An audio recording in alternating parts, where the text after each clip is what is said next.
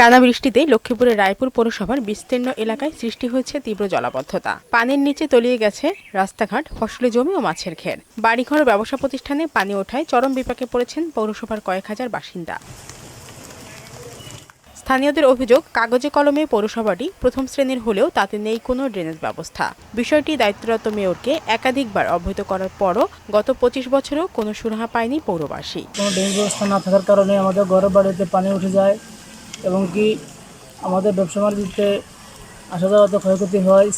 School ছাত্রছাত্রী আসতে যেতে কষ্ট হয়, বাড়ি উঠানে পানি উঠে যায়। আমাদের এখানে পানির লাইন নিষ্কাশনের কোনো ব্যবস্থা নাই, যার কারণে আমাদের ফসলাদি সব নষ্ট হয়ে যায়, তরকারি সব নষ্ট হয়ে যায়। এজন্য আমরা প্রশাসনের কর্তৃপক্ষের কাছে আমরা এটা সঠিক সমাধান চাই। ভুক্তভোগীরা জানান, পৌরসভার 1, 3 ও 4 নম্বর ওয়ার্ড এলাকা ঘেঁষে ডাকাতিয়া নদী থাকায় বৃষ্টি হলেই নদীর পানি বেড়ে তলিয়ে যায় ফসলি জমি, ভেসে যায় ঘেরের মাছ। আমাদের ড্রেন না থাকার কারণে পানি না নামার জন্য আমাদের পানির অবস্থা রাস্তাঘাট চুবি গেছে। পানি হইলে পানিতে আবার চলে যায়, চলে গেলে আবার আসে, আমাকে ক্ষতিগ্রস্ত হইতেছে। তারপরে আমরা একটা ড্রেনের ব্যবস্থা যদি করেন তো আমরা বাঁচতে পারি। পৌরসভার ড্রেনেজ ব্যবস্থার কাজ চলমান রয়েছে বলে জানালেন নির্বাহী কর্মকর্তা। আমাদের একজন প্রশাসক নিয়োগ হয়েছে এবং যোগদান করছে এবং আসি কাজের গতি আরও ত্বরান্বিত করবে এবং ড্রেনের কাজ চলমান আছে। এগুলা ড্রেনের কাজ সম্পূর্ণ হয়ে গেলে পৌরসভাতে কোনো জলাবদ্ধতার সৃষ্টি হবে না।